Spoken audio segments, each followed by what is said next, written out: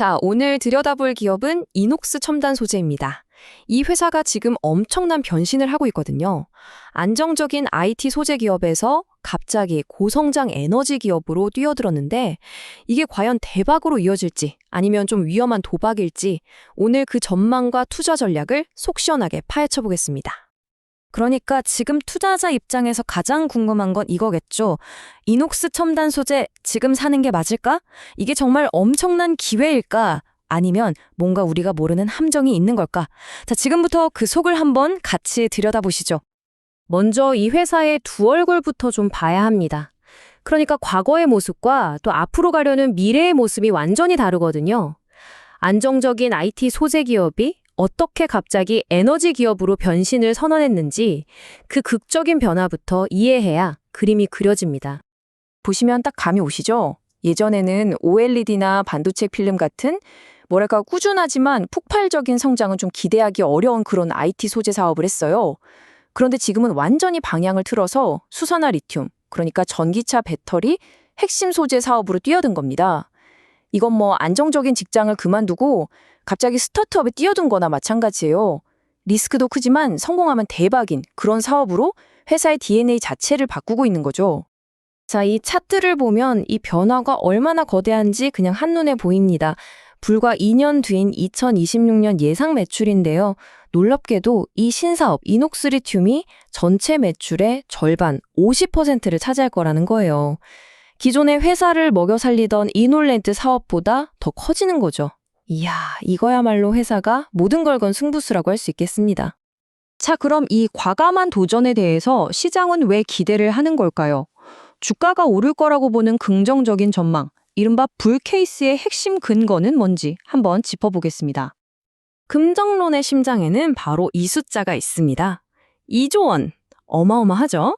이게 뭐냐면 삼성 SDI랑 맺은 수산화 리튬 장기 공급 계약 규모예요. 이게 진짜 대단한 게 공장 짓고 있잖아요? 아직 제대로 시작도 안 한 사업인데 이미 2조 원어치 팔 곳이 정해져 있다는 겁니다. 이거만큼 확실한 신호가 없죠. 그러니까 CEO가 2026년까지 매출 1조 원 찍겠습니다 라고 자신 있게 말하는 게 그냥 하는 말이 아닌 거예요. 바로 저 2조 원짜리 계약이 있으니까요. 이 야심찬 목표를 현실로 만들어줄 가장 든든한 발판이 이미 마련된 셈이죠. 그리고 또 하나 중요한 포인트가 있어요. 이 리튬 신사업이 완전 맨 땅에 헤딩하는 게 아니라는 겁니다. 원래 잘하던 사업, 이 OLED 소재 쪽에서는 시장 점유율이 무려 75%에 달해요. 요즘 폴더블 폰 많이 쓰시잖아요. 그 수혜도 톡톡히 보고 있고요. 그러니까 한마디로 든든한 본업이 받쳐주고 있는 상태에서 신사업으로 날개를 달겠다는 전략인 거죠. 자, 그런데요. 모든 투자에는 당연히 빛과 그림자가 있습니다. 이렇게 좋은 얘기만 들으면 당장 사고 싶지만 이 장밋빛 전망 뒤에 숨어있는 리스크, 즉 부정적으로 보는 시각은 어떤 게 있는지 냉정하게 한번 따져봐야겠죠. 이 공격적인 투자에는 당연히 대가가 따릅니다. 바로 빚이죠. 이 차트 보시면 부채 비율이 정말 가파르게 올라가죠. 2023년에는 40% 정도였는데 2025년에는 거의 100%에 육박할 걸로 보여요. 2년 만에 2배 이상 늘어나는 겁니다. 당연히 빚이 늘면 이자 부담도 커지고 이게 결국 회사 수익성을 깎아먹을 수 있다는 얘기가 됩니다. 그래서 투자자 입장에서는 뭘 봐야 하냐면요. 일단 리튬 가격이 막 출렁이는 거, 그리고 전기차 시장이 생각보다 주춤하는 것 같은 외부 변수도 잘 봐야 하고요. 더 중요한 건 내부 문제예요. 공장이 계획대로 착착 돌아가야 되는데 만약에 여기서 뭔가 삐끗해서 가동이 지연된다? 그럼 돈은 돈대로 나가고 매출은 안 나오고 재무적으로 정말 힘들어질 수 있습니다. 작은 실수 하나가 회사 전체를 흔들 수도 있는 거죠.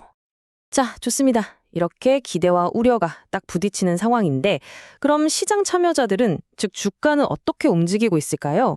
지금부터는 차트를 보면서 아주 구체적인 매매 전략을 한번 짜보겠습니다. 차트를 한번 보시죠. 주가가 한참을 쭉 빠지다가 어느 순간부터 더 이상 안 밀리고 버티는 모습이 보이죠. 마치 보이지 않는 단단한 바닥에 딱 막힌 것처럼요. 기술적으로 봤을 때 바로 여기가 아주 중요한 구간입니다. 그리고 그 단단한 바닥의 핵심이 바로 이 3만 원이라는 가격입니다. 신기하게도 과거 데이터를 보면 주가가 이 3만 원 근처에만 오면 이 정도면 싸다 하고 매수세가 들어오면서 주가를 끌어올렸어요. 아주 강력한 심리적인 지지선 역할을 하고 있는 거죠. 자, 그럼 반대로 주가가 오를 때는 어떨까요? 첫 번째로 부딪힐 벽은 바로 3만 7천 원입니다. 이 가격대에서는 이 정도 올랐으면 됐다 하고 팔려는 사람들이 많아지면서 매도 물량이 나올 수 있는 구간이에요. 여기가 1차 저항선이 되는 거죠. 물론 리스크 관리도 빼놓을 수 없죠. 우리가 믿었던 3만 원 지지선이 만약에 힘없이 뚫리고 심지어 2만 8천 원마저 무너진다? 이건 아주 안 좋은 신호입니다. 추세가 완전히 하락으로 꺾였다는 위험 신호로 보고 그때는 딱 대응을 해야 합니다. 여기가 우리의 최종 손절 라인이 되는 셈이죠. 자, 그럼 이 가격들을 가지고 시나리오를 세워볼 수 있겠죠? 제일 좋은 시나리오는 공장이 착착 돌아가면서 주가가 4만 원 후반대까지 가는 거고요. 최악의 시나리오는 뭔가 문제가 생겨서 2만 5천 원 아래로 빠지는 겁니다. 하지만 지금 상황에서는 당분간은 이 3만 원 초반과 3만 원 후반 사이 이 박스권 안에서 움직일 가능성이 가장 높다. 이게 중립적인 시나리오입니다. 확률적으로도 가장 높게 보고 있죠. 자, 그럼 이제 이 모든 걸 종합해서 최종 결론을 내려볼 시간입니다. 그래서 사라는 거냐 말라는 거냐 어떻게 해야 하냐 딱 정리해 드릴게요. 결국 이녹스 첨단 소재 투자는 이 저울질이라고 보시면 됩니다. 한쪽 저울에는 2조 원짜리 계약이라는 엄청나게 확실한 성장 스토리가 올라가 있고요. 다른 한쪽 저울에는 빚이 늘어나는 재무 부담과 공장이 제대로 돌아갈까 하는 실행 리스크가 올라가 있는 거죠. 이 둘 사이에서 어느 쪽으로 무게가 기울지를 판단하는 게임입니다. 그럼 이 회사의 적정 가치는 얼마로 봐야 할까요? 좀 보수적으로, 그러니까 2025년에 벌어들일 이익을 기준으로 계산을 해봐도요. 목표 주가가 4만 원 정도는 나온다는 계산입니다. 이 말은 뭐냐면 지금 주가 수준에서는 위로 올라갈 공간, 즉 상승 여력이 꽤 충분하다고 해석할 수 있는 거죠. 그래서 저희의 최종적인 투자 의견은 매수입니다. 다만 어떻게 사느냐가 중요하겠죠. 한 3개월에서 6개월 정도 짧게 보시는 분들은 아까 말씀드린 3만 원 지지선 근처에서 나눠서 사다가 3만 7천 원 저항선에 부딪히면 일단 한번 수익을 챙기는 전략이 유효하고요. 반면에 나는 1년 이상 길게 본다 하시는 분들은 2026년의 큰 그림을 보고 목표가 4만 원 이상까지 꾸준히 가져가 보는 전략을 세울 수 있겠습니다. 결국 이녹스 첨단 소재 투자의 성공 열쇠는 시간이 아닐까 싶습니다. 회사가 성공할 거라는 믿음은 많은 사람들이 가지고 있을 거예요. 진짜 중요한 건 그 성공이 숫자로 찍혀서 나올 때까지 그 시간을 견뎌낼 인내심이 과연 나에게 있는가? 이 질문에 답하는 게 투자의 성패를 가를지도 모르겠습니다.